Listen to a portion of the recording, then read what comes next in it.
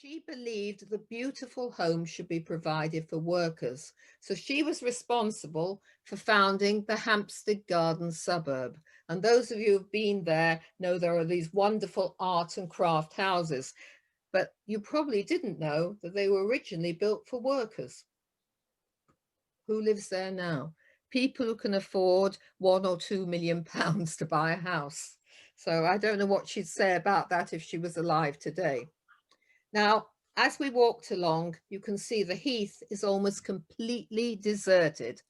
The heath is over 320 hectares or 790 acres, and it's all ancient woodlands, but it's actually run by the City of London Corporation. And I'm going to tell you more about that later.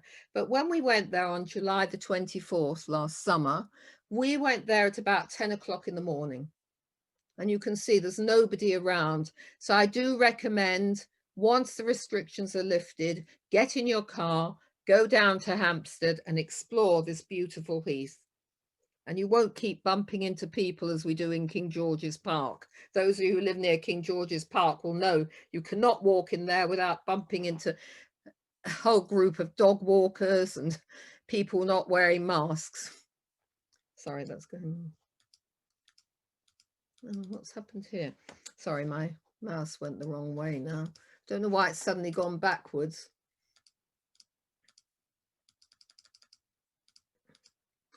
Sometimes these technical things drive you crackers. I'll do it this way. Okay, so the Hampstead Heath is actually run by the City of London Corporation, but it was, before that, it was owned by the monks of Westminster Abbey. Now it's run by the City of London Corporation and they administer it. Now, as you walk up the hill, you get to Whitestone Pond. This is the only photograph I didn't take myself. It's an old photograph showing you the police and tradespeople used to take their horses and wash them in the pond. This was the pond last July when we went walking around Hampstead, absolutely deserted. We then walked on and we passed Jack Straw's Castle. Now, I'm sure a lot of you remember Jack Straw's Castle when it was a lovely upmarket pub. It's now been converted into a block of flats. But behind it, there is a car park. Now, some of you might have parked your car in the past in that car park. I mentioned to you that the City of London Corporation runs the heath. About 4 years ago, a bit longer, about 8 years ago, my sister came over from California to stay with me, and we went into London to see a play at the Royal Court Theatre. We parked my car behind Jack Straw's Castle, walked down the hill, went to Hampstead Tube Station, and off we went to Sloane Square to the theatre. On the way back, we thought we'd stop for coffee. We got to the car park and it was completely locked up. I had to phone the City of London police and get my car released. But today that car park is so expensive, despite the fact that it closes at 9 o'clock at night, it's very, very expensive. So that's one of the downfalls of Hampstead, is it's so difficult to park there. Anyway, let's walk on now. Across the road from Jack Straw's Castle, you get a beautiful view over London. Of course, it was all overgrown when we were there, but I don't know how many of you have ever noticed on all the letterboxes you get little monograms of the king or queen. Now this is a monogram of King Edward VII. He's the Queen's great grandfather, the oldest son of Queen Victoria.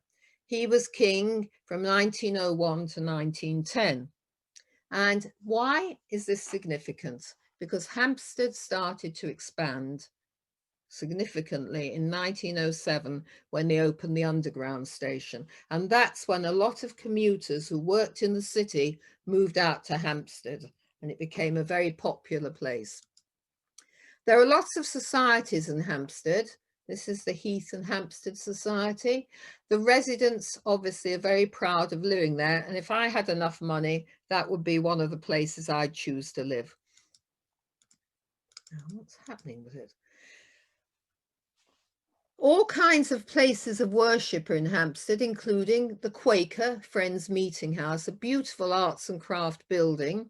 But of course, Due to coronavirus, it was completely shut.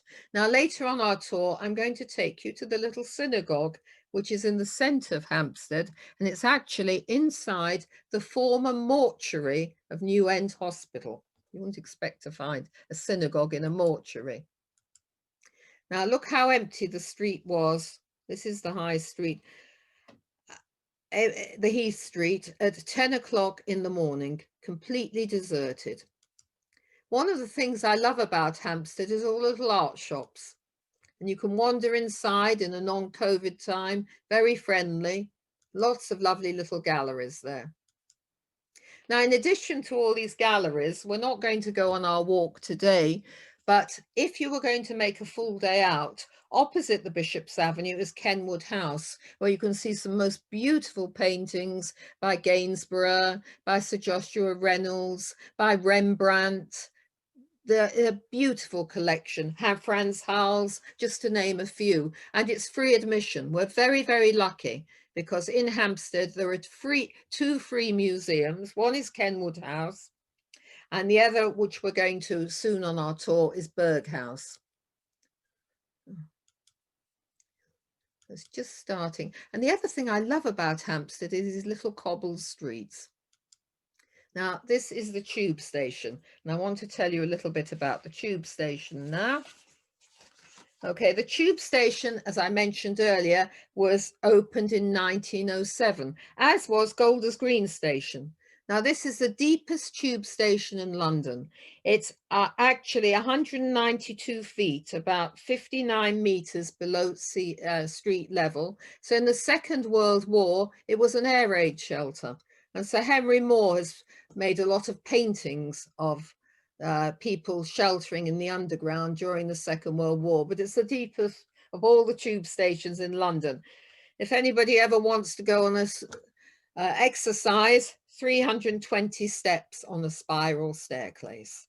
Now, we mentioned earlier, just before the meeting began, some of you said that you were living near the Royal Connaught block of flats in Bushey.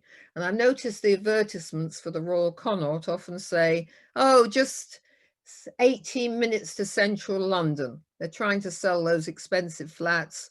So they say it's 18 minutes, and that's obviously by train if the trains run into Euston.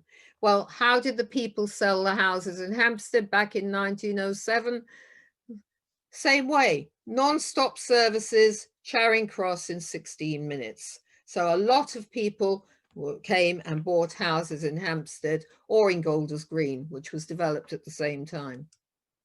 Now, this building is immediately opposite the underground station. And as I said, in the days when I used to do the walking tours, we used to meet outside the tube station, and this was the first building I'd show my tourists. Can anybody guess what it used to be? This clock tower.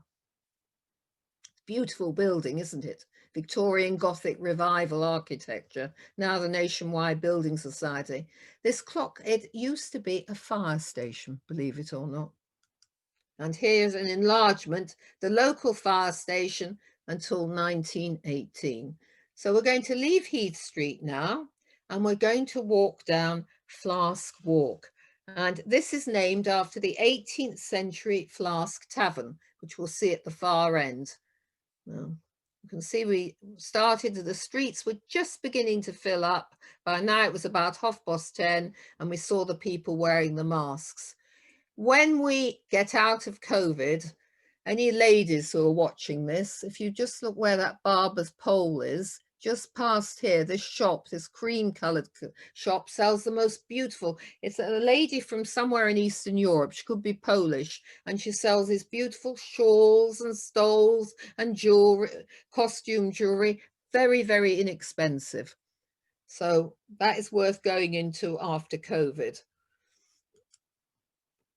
And this is a photograph I took of a postcard showing what Flask Walk looked like pre-COVID. Now let's have a look at this Flask Tavern. Very interesting place, the Flask Tavern.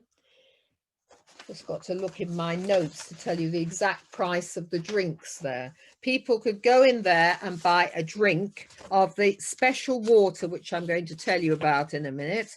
And a glass of that water would cost them threepence, sorry, a bottle of it would cost them threepence a bottle, which was the cost of a supper in the 18th century. It was so expensive, this water. And this water had dissolved iron in it. Now, if any of you have ever been to the Roman baths in Bath and tasted the water there, it tastes absolutely foul. This water, I imagine, tasted the same, but people were prepared to pay the price of a meal to get a bottle of this water. A contemporary novelist described this Flask Tavern as a place where second-rate persons are to be found, often in a swinish condition, but that didn't put people off from buying the water. Now, again, post-COVID, I do recommend this restaurant, which is at the other end of Flask Walk. It's called La Cage Imaginaire, and when the restrictions are eased a bit, you can eat out. They have an open section as well in the back. It's beautiful, and they do a very reasonably priced 3-course lunch. So we're walking down the hill now, and we come across the baths. Now these baths, the Wells baths, you see, were the wash houses and so on. There's a lot of poor people lived there before Hampstead was developed in 1907. So the Wells bath, many workers' homes, many of the workers who lived in Hampstead in those days didn't have any baths in their house. They didn't have any running water. So they would go to this place for a weekly bath. It's been converted into 2 houses, and one of the houses sold, would you believe it, in July 2019 for £3 million. So 2 houses were made out of these old wash houses. Now we're going to go and look at one of the most beautiful buildings in Hampstead. This is Berg House, and it's the local museum. It's got a wonderful cafe in the basement, which sells homemade cake and so on. It was owned by William Gibbons, who was a London doctor, and he was the physician of Hampstead Wells. Now, I briefly mentioned this bottled water, which cost the price of a 3-course dinner. But also people would come to Hampstead with rheumatism, with lung problems, with achy bones, to take the water, because there was special water sold in Hampstead from the wells, which were chalybeate wells. They'd come here, they'd say it was good for their gout, it was good for scurvy, it was good for all kinds of skin diseases. Tasted foul, but people thought it was very effective. And this doctor, who was the first of the doctors to move up here, made so much money out of curing people with the water that he was able to buy this beautiful Queen Anne house.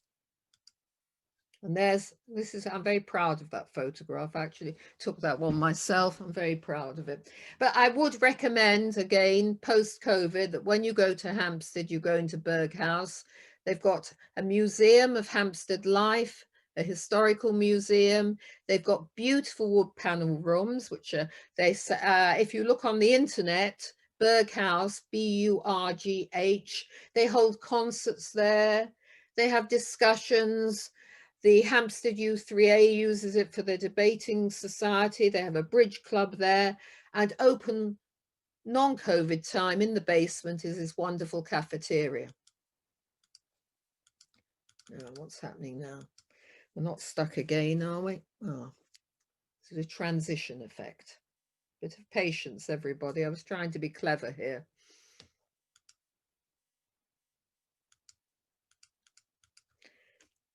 There we are. Lovely. Right, this is again one I didn't take myself, but this is the interior of the house.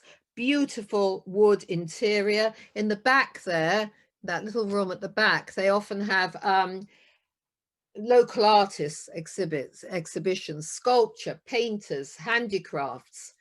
If you go in this door, there's a lovely little bookshop where they sell all kinds of books and walks and things and history. But of course, when we were there, even in July, the Berg House was closed. The cafeteria was open in July. It's not only rich people who live in Hampstead today. It is part of the borough of Camden, and this Wells House is a council. has council flats in it. I've no idea how much they cost. You'd have to Google on the internet. Many famous people have lived in Hampstead. One of them is Marie Stopes. She was a social pioneer of birth control and birth planning and so on. Now, this is the Calibut well. We'll enlarge this a bit so you can see what it was. Here's the well. And this well was actually installed there in 1698, so about 10 years before this very rich Dr. William Gibbons came along and took advantage of the water. And this was actually installed for the benefit of the poor people by the 3rd Earl of Gainsborough, who gave the land and the water for the benefit of the poor. It didn't last very long. Once this craze for the water in Hampstead became widespread, you had all the wealthy doctors moving up to Hampstead. So now, one of the problems when you go walking around Hampstead, or a problem for me when I go walking, is I often need a toilet. I don't know what to suggest to people if you go there during the COVID epidemic, because it's very difficult to find public toilets. Luckily, the day we went, COVID wasn't quite as, what's the word? I can't think of the word, quite as infectious. So I went into that pub. Now here you can see this letterbox here has VR, goes right back to the reign of Queen Victoria, 1837 to 1901. So the Hampstead has been a very popular place for people to live for at least 300 years. John Constable lived in several houses here. I'll tell you more about him later, but he lived very near to this Calibut well in Well Terrace. Now we're going to go back out of there, and here we can see the Everyman Cinema. Now the Everyman Cinema, I strongly recommend it. It's a lovely cinema. It's a repertory cinema, and it's one of the oldest in London. And it's been modernized, and you can sit there in a very comfortable couch, and you can have a cup of tea, or you can even have a little snack sitting inside the cinema. But it was originally a drill hall during the First World War. So that's the Everyman Cinema, and it's on the main street. We've gone back up just by the tube station. So that's where we are now. But we're going to go now down Church Row. This is my favourite street in Hampstead. And as I said, this is a street where Ricky Gervais lived. But this street was built between 1700 and 1730. Very fashionable. It was built here when Hampstead was the fashionable spa and resort. And all the doctors were flooding up to open practices in Hampstead. But maybe something you didn't know was that house numbering wasn't introduced into this country until as late as 1790. It's incredible, isn't it, to think that people have only been numbering their houses for about, wait a minute, my maths, just over 200 years. I find it very hard to believe that nobody thought of that before. So anyway, these doctors had a problem. So let's have a look at what their problem was. They wanted their potential patients to come to them, not to go to their rivals. Now, if you look, can you see the fans over the doorways? Let's go back to the first one, and then the second, and then the third. What these doctors did was they had some printed stationery, and on the stationery they had a picture of the fans above the doorway. So people would know which doctor to go to according to the pattern of the fan over the doorway. And there's another one. It's a beautiful street, Church Row, absolutely beautiful. So if you go to Hampstead by yourself, or you come out of the tube station, all you do is cross the road, Everyman Cinema, and it's the first road on the right. Americans love it. And if any of you have been to New England, you'll see that a lot of towns in New England have copied the design of this street. Another. A famous historian lived here, Thomas Park. Other people who've lived in the street include H.G. Wells, George du Maurier. he had two homes in Hampstead. He was the man who came to London from France to escape the French Revolution, and he wrote the story of Trilby about a girl in Paris, and the man's Trilby hat is named after George du Maurier's book. He was the grandfather of Daphne du Maurier. Now, very, very interesting about George du Maurier. He was, James Barry used to often go and visit his orphaned grandchildren, and he took them to Kensington Gardens near his home in Bayswater, and they were the model for the Lost Boys. Another famous person who lived in Church Place was Peter Cook. Now, this is St. John's Church, and St. John's Church is the parish church of Hampstead. It was built during the reign of King George II between 1745 and 1747. It's on the site of a medieval building, and it's very rare because the altar of this church is in the west. Now, most churches, as you probably know, have their altars in the east. So why on earth is this altar in the west of the church? The reason is that the doctors did not want to walk all around the church. To go into the church, they wanted the front door to face their houses in Church Row. And because they had a lot of money, money talks. Part of these raidings come from the Canons Park, from the Chandos estate in Canons Park. Now here we are, we're going into the building. Here's the date, 1745. And we're inside. Now, very interesting. If you ever travel around the country and you go into these very old churches, you'll notice they often have the royal coat of arms. This is the coat of arms of George II. And that lion looks as if he needs a good dinner, doesn't he? All his ribs are showing.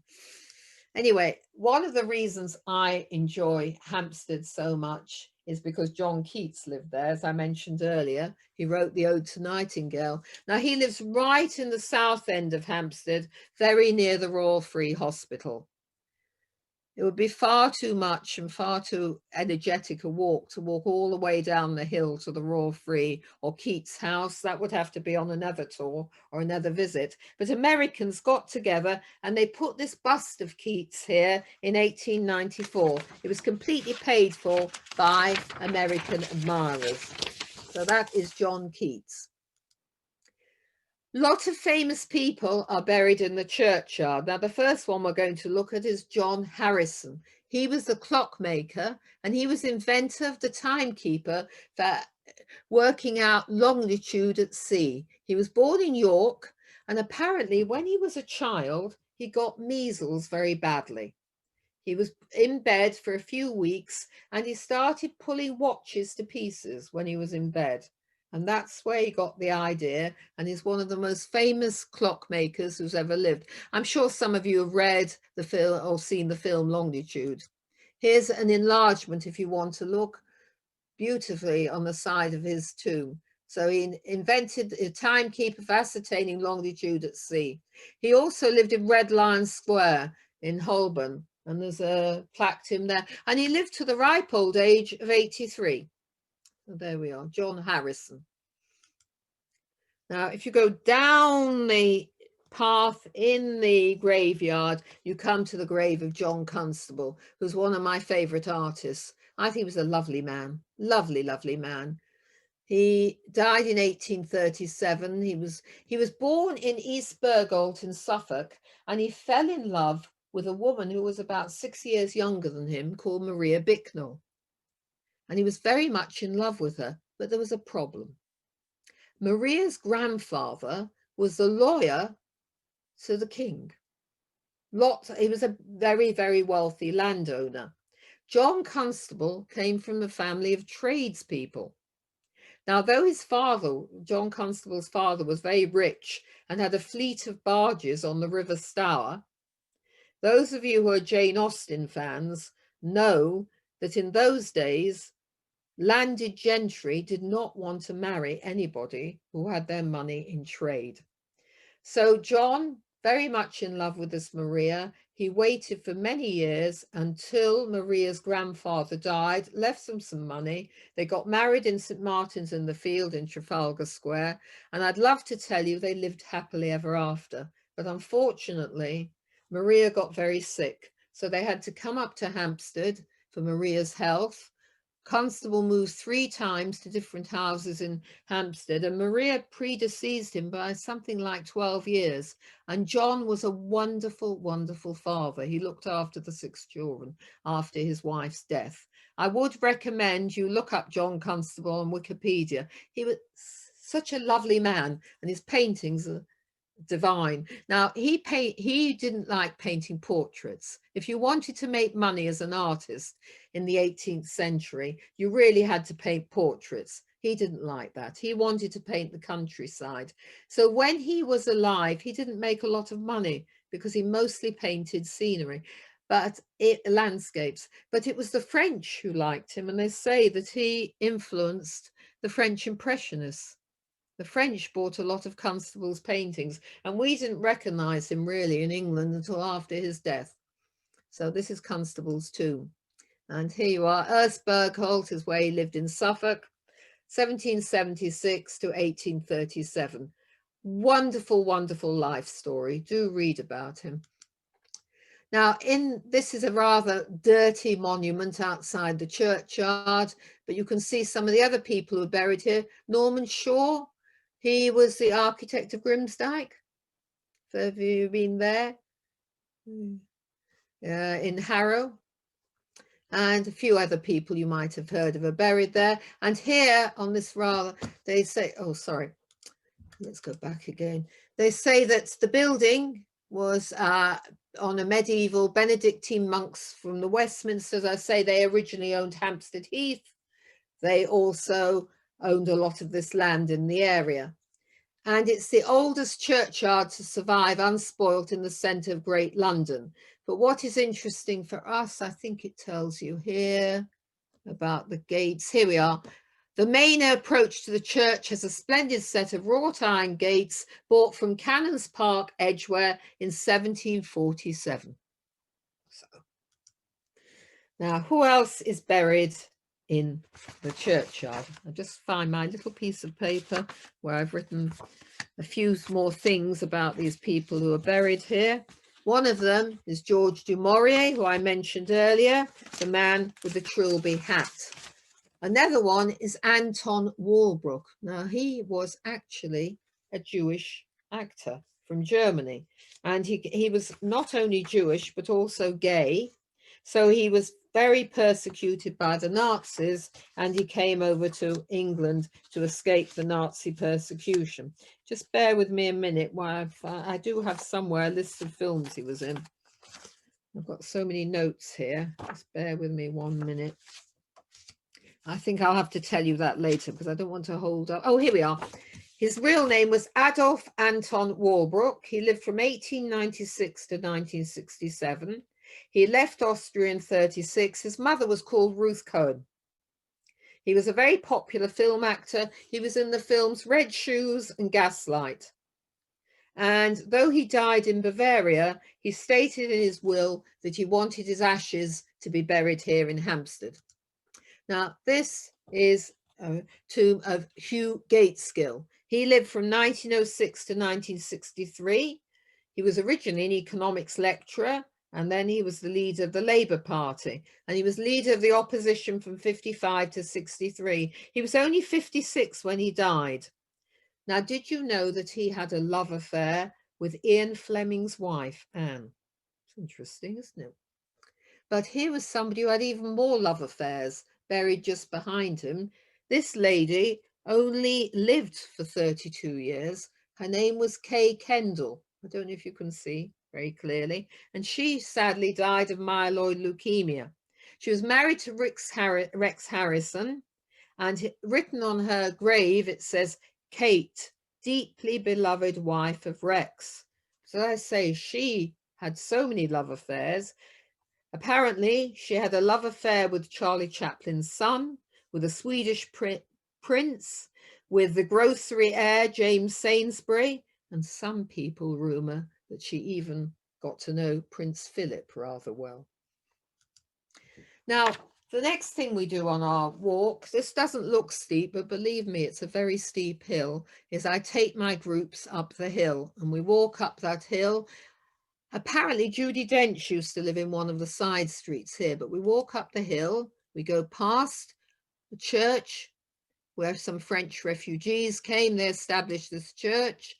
There you can see that's very like the statue of the Virgin, isn't it, in South America? This is the inside of the church. And here we pass the watch house, where in 1830s the first Hampstead police force was formed. Then up at the top of the hill, we see a house where Robert Louis Stevenson stayed. He came to Hampstead because he suffered very badly from TB. And he came here because we had a wonderful hospital here, which I'll show you in a minute, called the Mount Vernon Hospital. In non-COVID times, when I take a group, we usually have a stop here at this pub called the Hollybush, which has lots of lovely little rooms inside and also has the toilets. So we usually stop and have a drink. We have a toilet stop and then we walk down the street and we see a lovely view. The Hollybush was the original stables of George Romney's house. George Romney, unlike Constable, was an artist who made a lot of money painting portraits, and one of his favourite models was this lady, Emma Hamilton, Lord Nelson's mistress. Here's another picture of her. Very beautiful lady. You can see this one's in Kenwood House. And another one. And this is the view from up here. Now, apart from Hampstead having this chalybeate water, it's one of the highest points in London, hence the very deep underground station. There you can see the Shard and you can see the BT Tower. Lovely view. Now we're going to leave the Hollybush and we're going, this is Fenton House, which was owned by a rich merchant, now belongs to the National Trust, has lovely gardens. I hate to tell you, I've never been inside. Every time I've been to Hampstead, it's either been shut or I've been with a group and we haven't had time to go. But apparently it's a lovely museum of musical instruments, so maybe one of you has been to it and can tell us about it at the end. Opposite Fenton House, there's another home, a later home of George du Maurier. And then walking on, we come to the Admiral's house. Now, I couldn't take a good photograph of this. It was all being renovated. So I had to get an old slide. But Sir Giles Gilbert Scott and George Gilbert Scott, grandfather and grandson, two of the most famous British architects, they've lived in this house. The Victorian Gothic buildings, such as St Pancras Station, the Albert Memorial, were designed by the grandfather, and the grandson designed the red telephone boxes. But the original owner of this house was a man called Admiral Barton, and you might recognize it from the film Mary Poppins. On any feast days, holidays, royal birthdays, this crazy man, Admiral Barton, would go up onto the roof of his house, which he had built to resemble a quarterdeck on a ship, and he would fire a cannon. He wasn't very popular in Hampstead, needless to say. So he called it, it still retains his name, Admiral's House. John Galsworthy, the novelist, lived in a little annex of the house. Now, this is the Mount Vernon Hospital. I couldn't get a better picture of it. I'm sorry about that, but it's built in a French chateau style. And it was the TB hospital in the 19th century. And that's where Robert Louis Stevenson went. And many of the people who came to Hampstead to get a cure later on might have gone to Mount Vernon Hospital. Mount Vernon Hospital, as I'm sure most of you know, is now in Northwood, Middlesex. This is Romney's house, the other side of the pub. And this is the house where Constable lived after his wife died. And he used to walk, here, this is a portrait of John Constable, one of my favourite paintings of his. This one's in the Frith collection in New York. I think it's absolutely beautiful. How can anybody feel tense when you look at that? So lovely. Constable used to walk out on Hampstead Heath, look at the clouds, and that's why so many of his paintings have wonderful clouds in them, because this is where he used to come to paint the clouds. Now, I promised you I'd show you the synagogue. This is the synagogue, which is built in the mortuary of New End Hospital. New End Hospital amalgamated with the Royal Free Hospital sometime in about 1980, not sure of the exact date, and the mortuary was converted into a theatre. About 10 years ago, the theatre became the village shul in Hampstead. So that's somewhere you might like to see on your walk. Okay, so I've now finished our tour of Hampstead, and I don't know if there are any questions. I'll try and go back into chat, and I hope to hear from some of you. You can contact me through Daphne if I don't have time to answer your questions now. Shall I shut your share? Right, I'll shut the share off. Now I do that, stop share. Okay. Thank you so much, Sue. That was really interesting, fascinating, absolutely fascinating, and really set out, really, you know, sort of whetted our appetite to go and have a walk one day. I don't know which day, but one day. Thank you so much. It was lovely. I don't know if anybody's got any questions. Yes, how are we going to say in the chat? There just seems to be one. We seem to have 141 people on board. You had more. The only one I've got is Howard had my vaccine on Sunday. Organisation great at surgery in Edgware. Good. Anybody got any questions? So unmute yourself and please ask unmute yourselves, everybody. And as I say, I hope some of you will get in touch with Daphne if you're interested in working with me on any further tours. I want to do Soho and Bushy.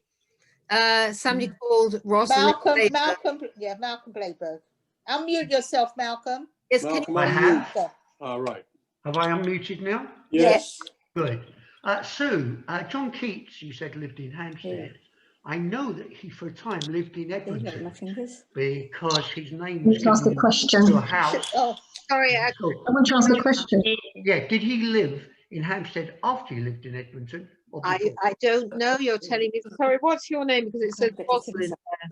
What's your name? that was Malcolm. Okay, Malcolm, I'll look it up for you. I don't know the answer to that. I never lived in. Thank you very much. What's so wonderful? You learn things all the time. Put your hand up and I'll call you in. Please, can you just either put your hand up or talk in mute or just let one person at a time ask a question. Who was that? Somebody wanted to ask a question. Yeah, if I can ask a question, please. Sue, when the COVID restrictions are lifted, how can we find out about your tours? I mean, will you still be doing them? Carol, I really don't know. I mean, I'm getting a bit long in the tooth for it. I mean, I'd like to do some, yes, again, but I'll certainly be in touch with you. I know you from somewhere. I'm trying to think. Yes, we've actually, so I'm with Frankie Anton, and we're saying, did you used to belong to the sailing club? Yes, that's where I know you from. Us, we're the I know you. Yes.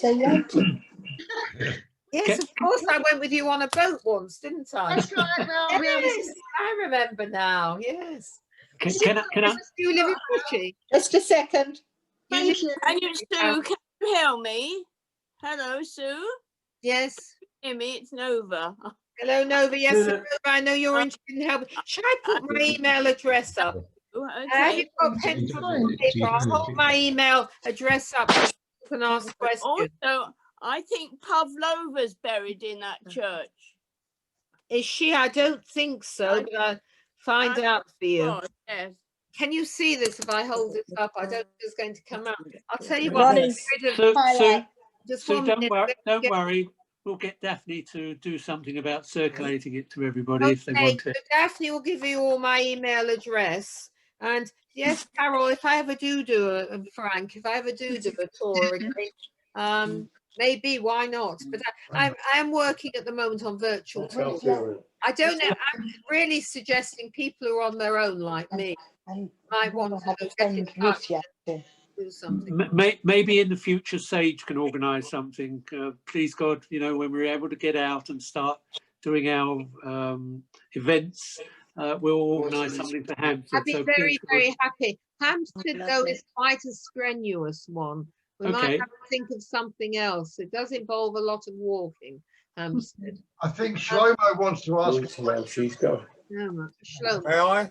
Yes, Thank you. I have to say that was fascinating. thank you, Shlomo. And living in Edgware, I couldn't believe there's so much just down the road. But the question is this: am I right in remembering that Hugh Gateskill was married to a Jewish lady by the name of Dora? Yes, he was. Yes. There you go. The old brain's still ticking. Thank you. You see, what I love about doing this and about guiding is you learn things every day. I was originally a teacher. I taught English to foreigners. And when you get a perfect tense in a college with a whole lot of foreign students for years and years and years, you're giving out, you're giving out, you're giving out. But with guiding, you get back so much and you learn so much. And for me is one of the great excitements about guiding. You learn so much from the people. They pick you up. Well, Marion. Right. Sue, you were going to tell us about the synagogue. Well, I don't know a lot about it. I just know that it was. I showed you. Where? But where? It's in New End Street. Yes. Go back to the map and show you. It's in. It used to be a theatre. It used to be a theatre, and before that, it was the mortuary of the hospital. We used to go there in the theatre. Used to go to the theatre. The theatre was owned by an Israeli person. I'm not sure why they sold it, but it was very, very good shows. Did any of you go to that theatre? Yes, we did. I did. Yes. Yeah. Shame they closed it. Oh no, it's some very, very good little theatres above the pubs in Hampstead. I mean, you know, we've touched a few things in Hampstead. It's so much to explore. And what I'm hoping to do next is maybe do Soho. I'm also thinking of doing something about Bushey. And I've been to Abbots Langley, and that's where the only English Pope lived. Oh dear. We have Leslie Daniels wishes to ask a question. No, it's not a question. It's just to say that we've visited Fenton House several times. It's absolutely delightful. And if you go on a Wednesday afternoon when they're open, there are usually 2 or 3 musicians who are playing some of the instruments, and they give a little informal concert, which is lovely. We just happened to wander in on a Wednesday afternoon and they were there playing, and it really is beautiful. It's well worth going. Thank you. What's your name, please? Leslie Daniels. Thank you, Leslie. Where is it, Sue? Where is it? It's very near the Hollybush pub. Oh, yes. Top of the hill. I said I'm very happy to help you. I don't know if you can hear me or not. Yes, Nova, I can hear you. I'll be in touch with you because I know you've got my number. Yes. Yeah, Nova and I both belong to the Bushy Nadfas Art Society. So I know Nova, apart from belonging to Bushy Shul, I know Nova through the Art Society. Any more questions or anybody want to add something? That was very interesting, Leslie. Thank you. Anybody want to add anything, or anybody been anywhere in Hampstead? Yeah, excuse me, it's Margaret. Margaret. If you go on the roof at Fenton House, there's the most wonderful view over London. Margaret, what's your other? And beautiful music instruments and pottery, porcelain. Lovely. It's a beautiful house. National Trust. And garden. And a beautiful. And the garden's gorgeous as well, yes. There's so many places I haven't mentioned. There's Goldfinger's house. Goldfinger, the architect, who fell out with Ian Fleming, and Ian Fleming used him as the villain in his book. He was actually a Jewish architect, Erno Goldfinger, and his house is very near to Flask Walk. It's very near to Berg House, actually, just down the hill. The other thing is the theatre that you're talking about, the East End Theatre, was owned. We've been a few times. It was owned by a Jewish man who retired very young from Leeds, and he always wanted to own a theatre. and he bought that theatre, and he had it for about, I should think, about 10 or so years. And just the last few years, it folded up or whatever it I happened to thought it. there were some Israelis involved with it as well. No, a Jewish man from Leeds, a youngish fellow was. Margaret, what's your other name? Chapper. Margaret. Chapper. Yeah, I'm just going to look in the chat now because there are some things. I in was the just chat. going So to let me say go there are a to the couple chat of things now. in the Yes. chat. Okay, from the chat. At the beginning of the tour, when speaking about museums, you showed a photograph of a seated woman. Who is she and where is she sighted? I can't remember that photograph. That was I down. can't remember a photograph of a seated. Oh, I know what you mean. Yes, the woman in black. She's halfway down the hill and she's outside the art gallery, but they change it all the time. Oh, right. I mean, I found actually, if you go into the art galleries and talk to the people, maybe I'm lucky because I've got the guide's blue badge, but as a result of that, I've been invited to various art exhibitions and art fair. Isn't Joan Collins' father buried in the churchyard? Yes, yes, he is. And lots of other people. Obviously, I had to I'll live tell you everything. 45 minutes. So I've, right. New End Theatre, yes, I think so. That's Paul Crossick. Anything else here? I can't see any others. Sandra. That's it. We've only got 4 comments in the chat. Right. Anybody else want to say anything? No. Daphne, do you want to finish off, Daphne? I just want to once again say thank you. Obviously it was fascinating. You've had lots of questions, and you had at one point, I think there were 150 log-ons, which means that's a lot more than 150 people. Now, can So I ask you, Daphne?